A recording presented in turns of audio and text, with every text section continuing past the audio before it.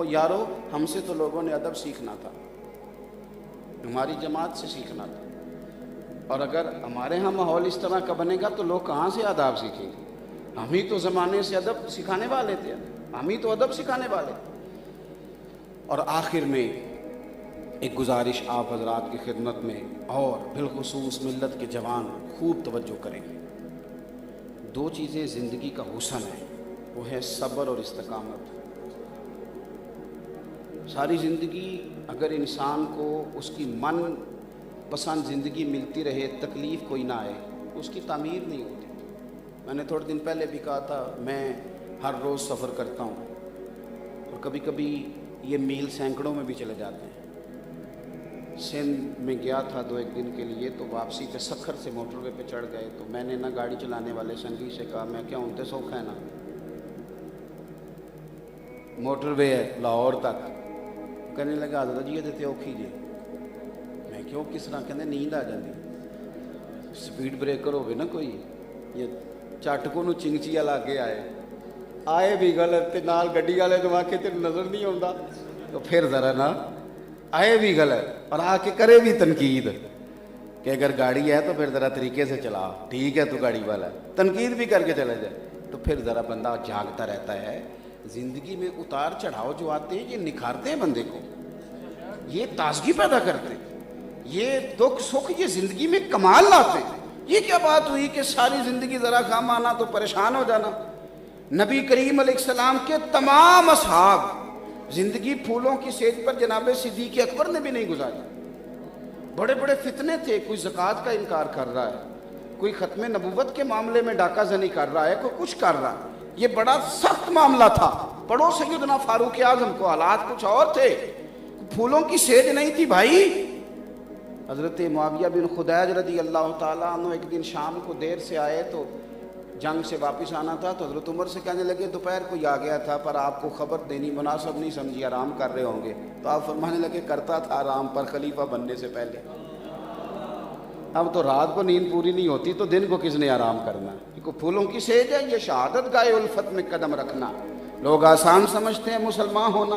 میری ملت کا جوان رہتا ہے اے سی میں، وہ ہر چیز منگاتا ہے ہوم ڈیلیوری میں، وہ تو سمجھتا ہے کہ بس کوئی تکلیف نہ آئے، اور وہ سمجھتا ہے کہ مذہبی معاملہ تو بالکل ایسا ہونا چاہیے کہ آج مسجد آیا ہوں تو میرے لیے دروازہ کھل جائے انعامات کا، یہ تو چڑھیا اتے دار بھی نہیں، تو یہ تو وکیا عشق بازار بھی نہیں، تے ایڈا سستا سودا پیار بھی نہیں، تے ایڈا سوکھا لبدا یار بھی نہیں۔ کئی جنگل گانے پیندے نے، کئی دوزخ لنگنے پیندے نے، جو اس ملوں بھی مل جاوے تے دو سستا ہور بپار بھی نہیں۔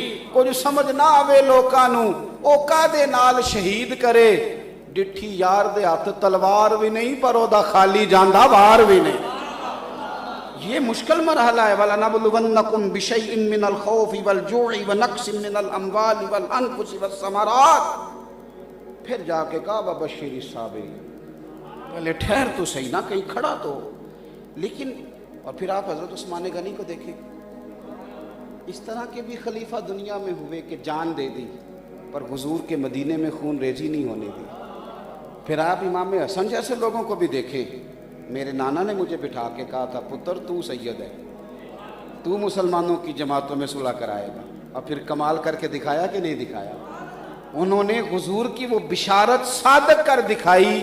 اتنا بڑا بھی کوئی حوصلہ لائے گا کہ انہوں نے کرسی چھوڑ دی پر مسلمانوں کو یکجان کر دیا۔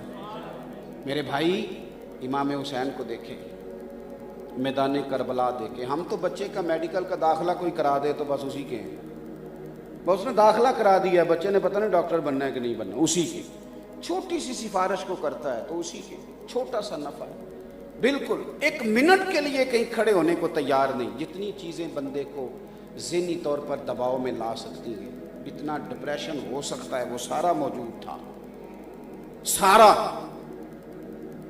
کبھی سفر پہ بچیاں ساتھ ہوں، گھر والے ساتھ ہوں تو مشکل ہوتا ہے وہ سفر، انسان کھل کے کوئی کام نہیں کر سکتا۔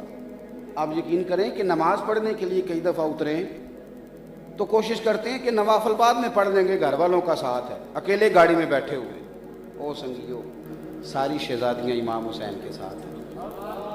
اور یاد رکھنا اپنی بھوک پیاس دیکھی جاتی ہے، اولاد کی نہیں دیکھی جاتی۔ یہ بندے کو کمزور کر دیتی ہے، اولاد بزدل بنا دے۔ بچے بھوکے تھے، پیاسے تھے، لیکن سیدنا امام حسین رضی اللہ تعالیٰ عنہ کی زندگی کا جو کمال ہے نا، جو ہمیں وہ سبق دے کے گئے، وہ یہ ہے کہ یاد رکھنا جینا اسی کو آتا ہے جسے جانا آ جائے۔ اسے مرنا نہیں آیا، پھر اسے کبھی جینا بھی۔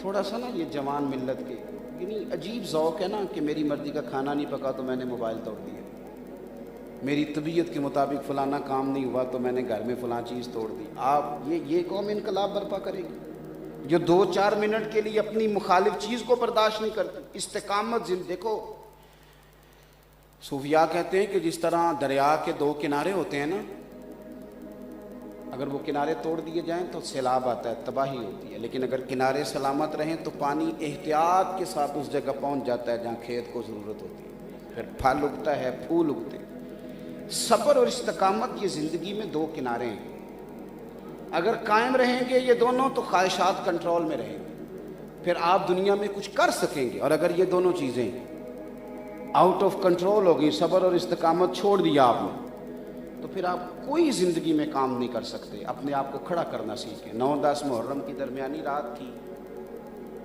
تو امام حسین نے چراغ گل کر کے کہا تھا اپنے ساتھیوں سے، فرمایا دنیا میں بھی خوش ہوں، آخرت میں بھی راضی ہوں، جس نے جانا ہو آسانی سے جائے۔ اور حسین ابن علی دعا کریں گے۔ سب کو نظر آ رہا تھا صبح رزلٹ کیا نکلے، سب کو پتہ تھا گھوڑے دوڑائے جائیں گے، سب کو پتہ تھا کہ یہ ظلم اور ستم کا بازار گرم کریں گے، یہاں لاشیں گرائی، سب جانتے تھے۔ اور امام علی مقام عہد دے رہے ہیں کہ جاؤ، لیکن جب امام نے دوبارہ چراغ روشن کیا نا اور یوں کر کے چہروں پہ نظر پڑی تو علی کا گھر بھی کیا گھر ہے کہ جس گھر کا ہر ایک بچہ جسے دیکھو وہی شیر خدا معلوم ہوتا ہے۔ ان چہروں میں چمک پہلے سے بڑھ گئی۔ آپ نا استقامت اپنی زندگی میں لائیں، تھوڑا کھڑا ہونا سے کچھ بھی نہیں ہوتا، 2 منٹ بندہ کھڑا ہوتا ہے۔ ایک وقت ایسا آتا ہے کہ ہوا کسی اور طرف کی ہوتی ہے، اور طرف کی۔ حضرت یوسف علیہ السلام جیسے لوگوں کے بارے میں جب بات کر دی جاتی ہے تو چیم گنجوں کا رنگ اور ہوتا ہے، لیکن پھر وقت آتا ہے کہ وہی ہیں جناب یوسف، اور رب کریم اسی علاقے کی ساری حکومت کی باغ دوڑی جناب یوسف کو عطا کر دے۔ کھڑا ہونا سیکھیں، استقامت لائیں، تھوڑا سا صبر۔ آپ نا زیادہ باتیں کر کے سامنے والے کو قائل نہیں کر سکتے، چپ رہ کے کئی دفعہ آپ ناکام بھی کر دیتے ہیں سامنے۔ چپ رہیں اور اپنا کام، آپ نے کسی کو 1 بات کی، اس نے جواب میں 3 کی، پھر آپ نے 6 کی تو وہ 9 کر دے گا۔ اس نے بات کی آپ چپ کر گئے، اس نے بات کی، آپ کام کر رہے ہیں نا، اس نے بات کی آپ چپ کر گئے، تو 1-1.5 گھنٹے کے بعد وہ آپ سے پوچھے گا کہ مینوں تو پاگل سمجھنا۔ اس کا مطلب ہے بول کے پاگل نہیں کیا جا سکتا، چپ رہ کے کسی درویش نے کہا تھا نا کہ جتن جتن تے ہر کوئی کھیڈے، کدے ہارن بھی کھیڈ فقیرا، کیونکہ جتن دا مول کوڈی پیندا ہی، ہارن دا مول ہیرا۔ تو یہ 3 باتیں آپ نے یاد رکھنی ہیں۔ ایک تو ان کی عظمت کو سمجھنا ہے، دوسرا ان سے سیکھنا ہے، ادب کرنا ہے، اور کسی معاملے میں الجھنا نہیں، اور تیسری بات سبق ہے صبر اور استقامت۔ کمزور نہ پڑیں، کچی باتیں نہ کریں۔ نوجوان جب آنکھوں میں آنسو لیتے ہیں نا، کام نہیں چلتا، کاروبار نہیں ہوتا، تو خوف سا آتا ہے کہ اگر پیسوں کے معاملے میں اتنا جوان بچہ اس کا یہ حال ہو گیا، نوکری نہیں مل رہی، تو یہ کل کو کیسے کھڑا ہوگا۔ اپنے آپ کو دلیر کریں، حوصلہ مند کریں۔ اللہ کی حضور دعا ہے جو میں نے کہا ہے اللہ قبول فرمائے، اور جہاں دوران گفتگو ہم بھول گئے اللہ ہم سے درگزر کرے۔ محفل عشاء کے بعد بھی ہوگی، ہم نظریات کے قائل ہیں، لوگ آتے جاتے رہتے ہیں، تو میں بھی آیا ہوں، اپنے مقام پہ جاؤں گا، تو پروگرام جو ہے آپ کا وہ تو امام علی مقام کے نام کا ہے نا، تو آپ کو سارے پروگرام میں شریک رہنا چاہیے۔ جن کے پاس کوئی خاص مجبوری والا معاملہ نہ ہو، اللہ آپ کو سلامتی عطا کرے۔ آخر دعوانا ان الحمدللہ۔